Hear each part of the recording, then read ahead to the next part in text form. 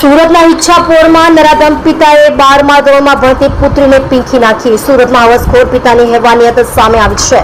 શહેરમાં એક પિતાએ પોતાની 12મા ધોરણમાં ભણતી દીકરી પર સતત 6 વર્ષ સુધી દુષ્કર્મ આચર્યું હોવાની ઘટના પ્રકાશમાં આવી છે. ઈચ્છાપુર પોલીસે નરાધમ પિતાની ધરપકડ કરીને વધુ કાર્યવાહી હાથ ધરી છે. કાકાને ત્યાં મોકલ્યા બાદ સમગ્ર હકીકત બહાર આવી. પ્રાપ્ત વિગતો પ્રમાણે સુરતમાં ધોરણ 12માં અભ્યાસ કરતી દીકરી પર તેના હેવાન પિતાએ સતત 6 વર્ષ સુધી દુષ્કર્મ આચર્યું હોવાની ઘટના સામે આવતા ચકચાર મચી જવા પામી છે. પરિવારે દીકરીને તેના કાકાને ત્યાં મોકલ્યા બાદ સમગ્ર હકીકત બહાર આવી છે.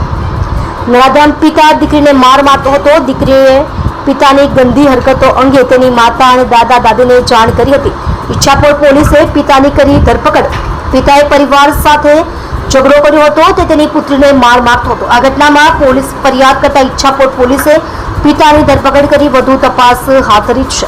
પરિવારમાં ઝઘડા થતા દીકરીને તેના કાકાને ત્યાં મોકલી દેવાઈ હતી, જ્યાં તેને પોતાની સાથે થયેલી યાતના વર્ણવી હતી. ત્યારબાદ સમગ્ર વાત બહાર આવી હતી.